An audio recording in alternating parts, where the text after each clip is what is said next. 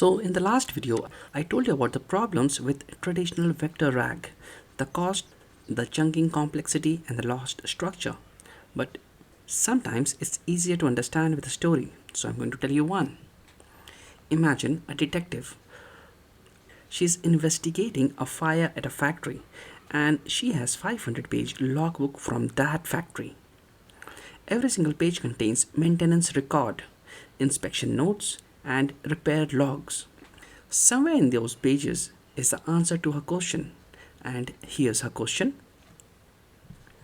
Was there any corrosion reported in the cooling pipes during month of June? Now this question is good, it's specific, and it's time bound. Now our detective is smart, but she doesn't have time to read 500 pages. So she hires help. She hires not one but two librarians. And this is where it gets interesting. Part 1. The vector librarian.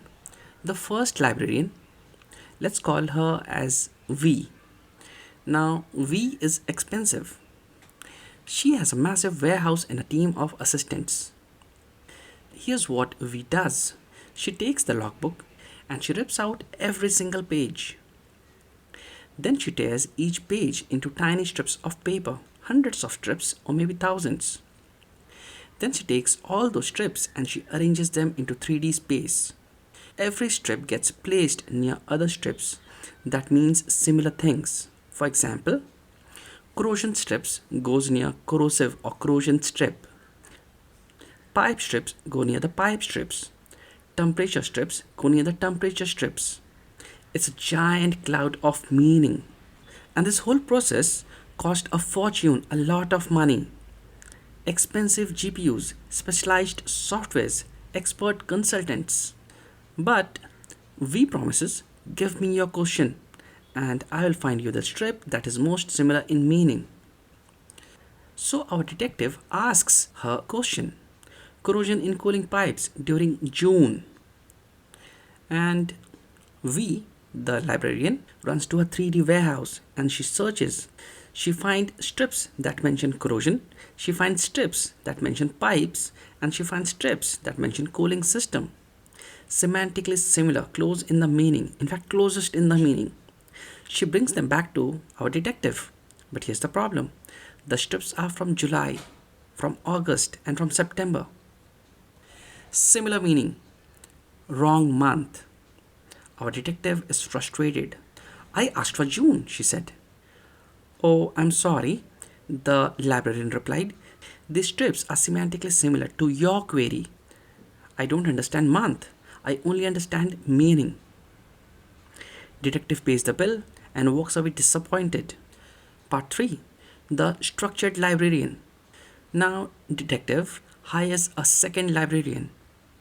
Let's call him S.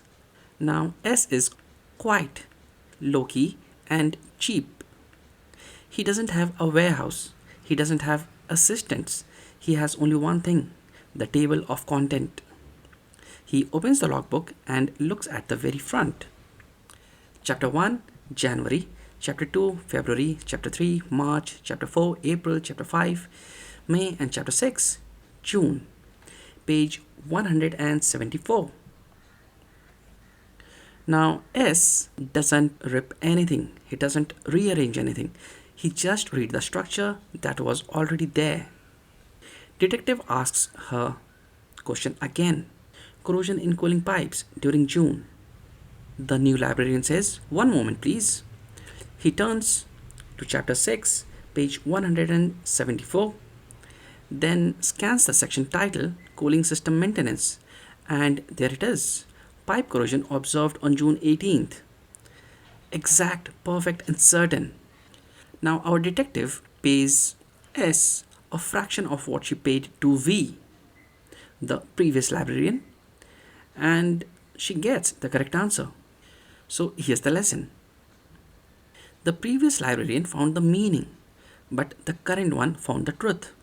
And in this case, detective needed truth.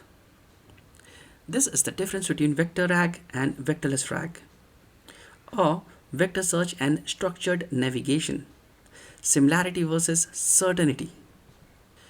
Now, what this means to you? Vectorag is V. It is powerful, it's expensive, and it finds meaning. But it does not understand structure. It does not know that June has 30 pages of context. It doesn't know that section 3.2.1 lives inside chapter 3. Every chunk is an island.